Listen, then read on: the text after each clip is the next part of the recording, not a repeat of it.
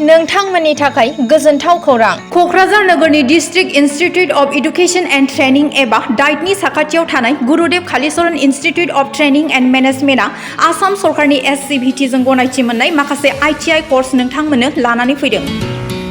क'क्राझाराव थानाय Gurudev Kalicharan institute of training and मेनेजमेन्टआव नोंथांमोननि थाखाय गोदानै मुं थिसननायनि आयदाफोरा जादों SCVT course electrician, computer operator and programming assistant क'पा, SCVT कर्स ड्राग्समेन आरो रेडिय'ल'जी टेकनिशियान।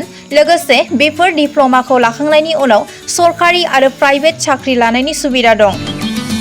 जुदि नोंथांमोना बेफोर कर्सनि थाखाय गोदानै मुं थिसननो गोसो दंब्ला थाबैनो सुराद लादो। Gurudev Kalicharan institute of training and मेनेजमेन्टनि नैबे 9864770127 जानबुं नङाव थोंजोङै सुराद लाहरनो हागोन।